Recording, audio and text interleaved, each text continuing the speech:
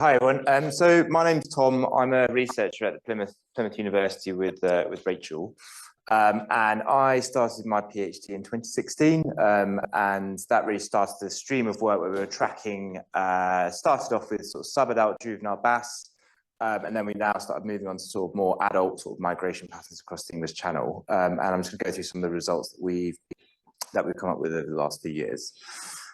So I just also want to say that a lot of this work was funded initially through the Devon and Severn Ithaca that we work with, and then we've won successive grants through the EU Interreg programme, and now through the DEFRA Fisheries Industry Science Partnership programme. And I'm here representing it, but like really it's a massive stream of work which I couldn't do without the help of other people, and also organisations like the Bass Angling Sports Fishing Society. So big thank you for everyone involved. Right, so I did my PhD in 2016, and most of that work was looking at Bass Nursery Areas. So around the UK, we've got a number of sites. We've got about 34 estuaries and shallow bays that are actually designated and protected as Bass Nursery Areas. And one of the key things that we wanted to look at was, are there any sort of low-hanging fruit that we could tackle? So how good are Bass Nursery Areas at actually protecting fish, and how do bass actually use them? And one of the first things we sort of looked at was really like, I've got a map here of some of the Bass Nursery Areas we've got around the country, and there's like loads of variation in where these Bass Nurseries actually start, so where fish are actually sort of protected within them, and when they're actually protected when they're in those sites.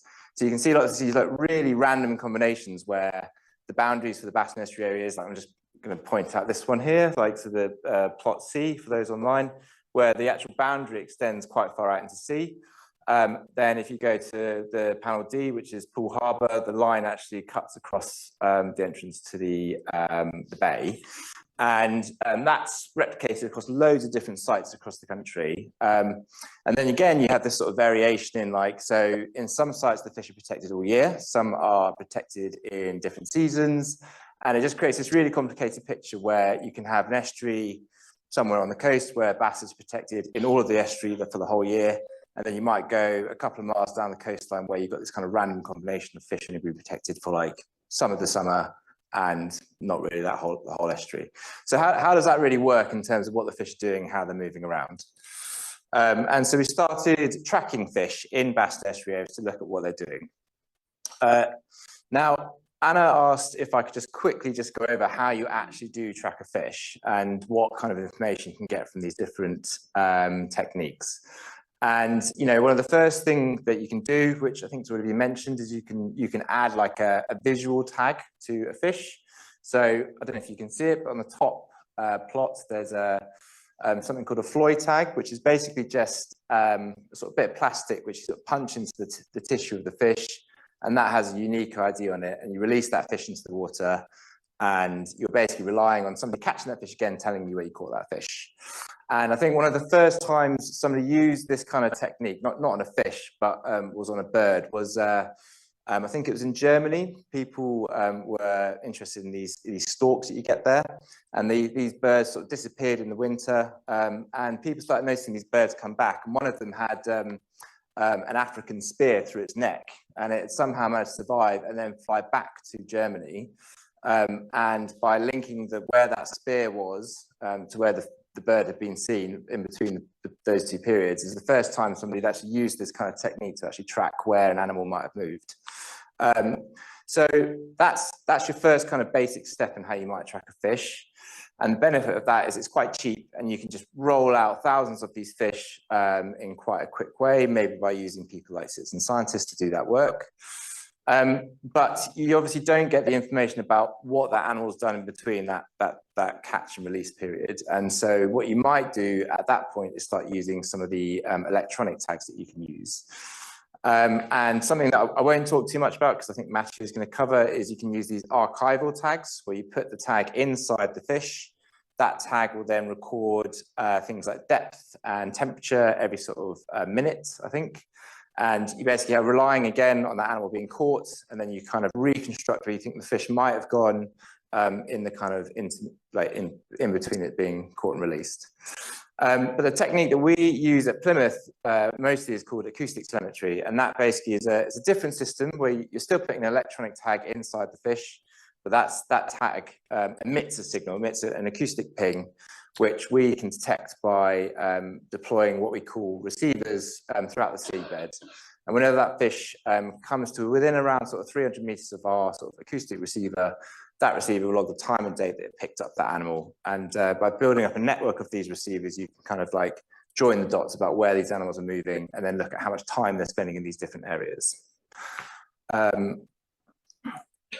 Okay, so the question that we were trying to answer with the initial work was like, how good are these bass nursery areas and how do fish actually use them? And so we focused on 3 bass nursery areas in the southwest. So that was the Tortoise Estuary, Salcombe, and the Darts. And in these sites, we deployed our network of receivers. So we've got these red and sort of grayed out markers on the charts here of where we put our receivers. And that's in relation to these bass nursery areas.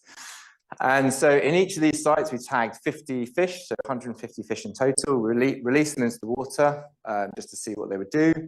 And we were really trying to look at like how much time do the fish spend within those estuaries or near the estuaries, and actually how much time are they actually spending within these sort of protected bass nursery areas. And this is just a quick animation to show how the system sort of works. So each fish, as I said, has its own unique ID. So we often name the fish after the fisherman that caught it for us.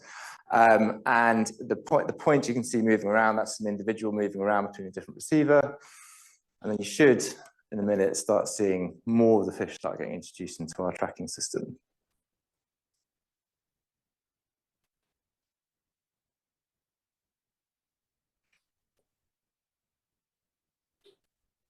We basically went there one week and we actually couldn't catch a single bass, so we had to come back like 2 weeks later, and that's why there's the delay.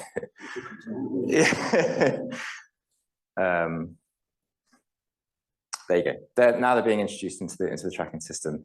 And, you know, so a lot of this equipment's not cheap and it's really expensive to use and logistically challenging. And, you know, when you start chucking in all this money into the water, it can be quite an anxious time.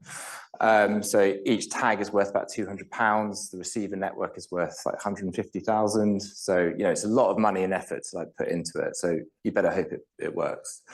And luckily in this case it did. We basically monitored the fish continuously for 2 years using our tracking system, and this is the kind of raw output of what we got. And what you're looking at is called an abacus plot, and so each row represents an individual animal. When that animal was picked up by a receiver in the dart, you get a point on that, and then you've got timer on the bottom. And so basically one of the things we found is that the fish are really, really resident to these sites, and they'll spend about 75% of the year either within the estuary or they'll move sort of just outside of it. And they're constantly moving back and forth in and out of these sites all the time. So that was our first result. We published it in a paper a few years ago. And some of the more recent work that we've been trying to do is to look at actually how much time are they within a protected nursery area when it's being protected. And as a result of when and where those boundaries are set is actually really variable between sites. So in the Tortoise, I'll go back a few bits. In the Tortoise, which is this top left plot, you can see the boundaries are really far up. And actually in that site, the fish are only protected for a bit of the summer. And so when you look at how much time the fish are actually in those bits of the estuary, it's like something like 2% of the year. And so actually the fish aren't actually really being that well protected by the very thing that's designed to protect them. And so that was it seemed like quite a key thing to us, that if you wanted to kind of protect the kind of base of the pyramid, make sure as many of these fish go in and are there to be, you know, enjoyed by everyone, a bit of consistency on when and where these Bass Nursery Area boundaries are set would be quite a good way of doing that. Thank you. One of the key things we also wanted to look at was like what sort of dictates when the fish are going to move. And you can see there's these quite abrupt changes and when the fish kind of leave. So something will happen and then maybe a day or two later, the fish will all just really leave en masse. At the same time as doing this tracking work, we were monitoring water temperature across the 3 sites. And so the blue is the Dart Estuary, the green is Salcombe Harbour, and the orange is the Tortoise. And you basically get these quite abrupt shocks in the system. And this particular case was a big snowfall event. I don't know if anyone remembers that in 2019. I know in Cornwall we did. And effectively, when this happens, it causes a big shock in the water temperature, and that causes the fish to leave en masse. And sometimes they can be gone for like months when that happens. Likewise, you get the opposite, where there's a big sort of heat wave that causes a big shock in the temperature the other direction, and we similarly get fish leaving the estuaries. And when they do that, we get them moving really big distances. So we now track fish moving between different estuaries, and we've even tracked them moving like quite long distances. And the key thing is that when they do make these movements out into these sort of open water, we reckon there's about an 80% chance that fish will come back to the exact same estuary that it lived in the previous summer. So that's a really cool thing. Moving forwards, we've now run successive funding applications, and our receiver network has grown. So we were initially working in those 3 estuaries in the southwest, then expanded into more sort of coastal areas. Then working with people like Machio in Ifremer, we've then got now a receiver network which covers most of the English Channel. And we're constantly expanding that network to try and track where these fish are moving in more detail.